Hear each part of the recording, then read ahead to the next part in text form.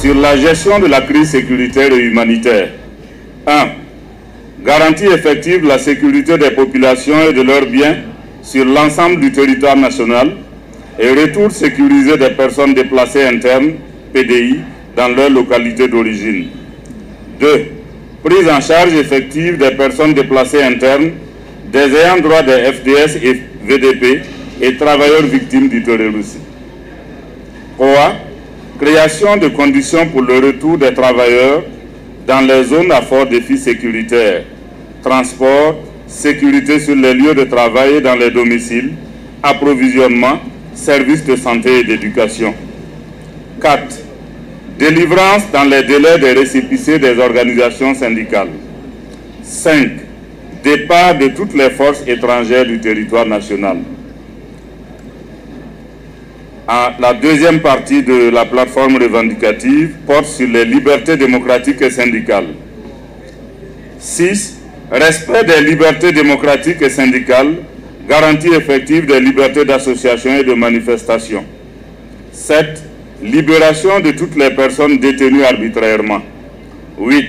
Arrêt des tracasseries policières et administratives contre le secrétaire général de la CGTB et annulation de son licenciement. 9.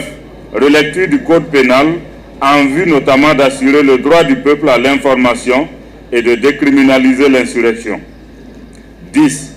Aménagement et équipement de la bourse du travail de Tinkodogo et poursuite de la dotation des régions en bourse du travail. 11. Mise en œuvre de la recommandation faite à la direction des affaires sociales de prendre un acte circulaire directive pour harmoniser les pratiques dans toutes les juridictions civiles nationales, de l'impunité et de l'assainissement de la gestion de la chose publique. 12. Judiciarisation des audits des ministères et des grandes sociétés d'État, Sonabi, Sonabel, Onea, Lonabé, la liste n'est pas exhaustive, ainsi que des dossiers mis à nu par l'ASC-LC et le RENLAC, poursuite des audits au niveau de tout ministère et institutions et leurs publications. 13. Révision des accords relatifs à la gestion des chemins de fer pour les conformer aux intérêts et attentes des populations. 14. Arrêt des ponctions de fonds dans les caisses de prévoyance sociale, Carrefour, CNSS, et de l'ingérence du gouvernement dans la gestion de ces structures. 15. Publication de tous les accords militaires, économiques et culturels signés par notre pays. De l'amélioration des conditions de vie et de travail et la garantie du pouvoir d'achat. 16. Adoption du projet de loi portant relecture du Code du travail. 17. Appui à la convocation de la commission mixte paritaire de négociations salariales du secteur privé en vue de la répercussion de l'augmentation du SMIC sur les salaires. 18. Adoption des conventions collectives sur les mines, les BTP et la sécurité privée. 19. Maintien des indemnités des travailleurs admis à un concours professionnel et placés en position de stage. 20. Application effective de l'avancement de classe conformément à l'article 90 de la loi 081. 21. Révalorisation de la pension des retraités de la Carrefour et de la CNSS. 22. Traitement diligent du dossier de paiement des droits acquis et de l'indemnisation des travailleurs déflatés des entreprises ayant subi les conséquences des passes. 23. Prise en compte des indemnités dans le calcul des pensions des salariés du public. 24. Instauration de l'assurance chômage au profit des travailleurs ayant perdu leur emploi. 25. Correction des iniquités constatées à travers le reversement des agents publics de l'État en application de la loi 081. 26.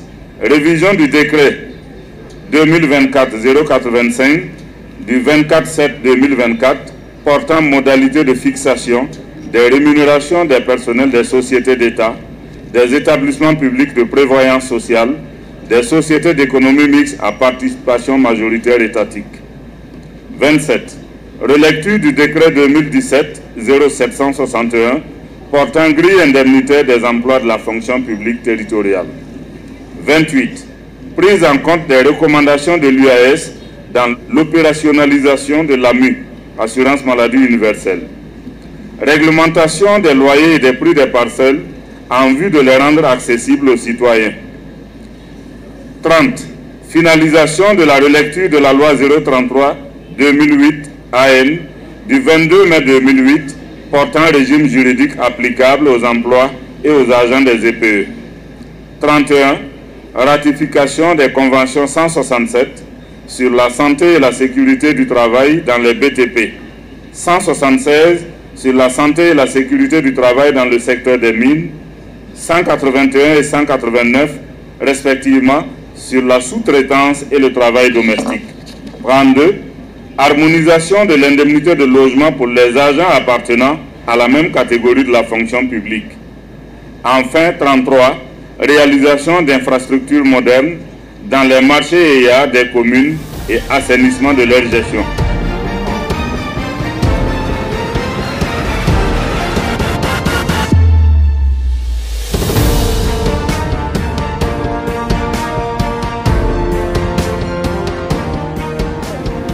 Monsieur le ministre, l'unité d'action syndicale UAS regrette profondément la forme de cette cérémonie pleine de symboles qui est la remise de la plateforme revendicative du 1er mai au ministre de tutelle des organisations syndicales que vous êtes par une délégation très réduite.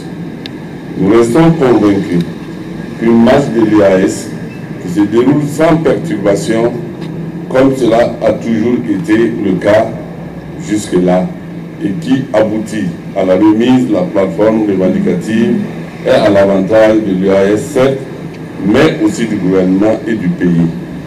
En tout état de cause, vous pouvez être rassurés que nous sommes sensibles au contexte sécuritaire que vous avez évoqué pour nous refuser habilement l'organisation d'une marche pour cette remise.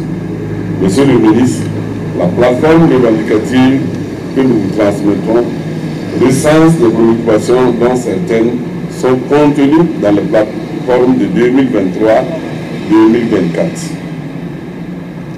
et auxquelles nous avons ajouté de nouvelles préoccupations comme celle relative à la libération de personnes arrêtées, à l'augmentation des pensions des retraités, à l'arrêt des promotions sur les fonds de caisse de prévoyance sociale Carrefour CNSS. La révision de la nouvelle grille salariale des travailleurs des sociétés d'État, des établissements publics de prévoyance sociale et des sociétés d'économie mixte à participation majoritaire de l'État. Le blocage de la délivrance des récépissés des syndicats. Nous nourrissons l'espoir qu'elle fera l'objet d'un examen attentif du gouvernement. Cahier des doléances de l'année 2025 pour le compte du gouvernement. Je peux vous rassurer que ces doléances seront examinées avec attention. Je vous souhaite une bonne fête du travail. Merci.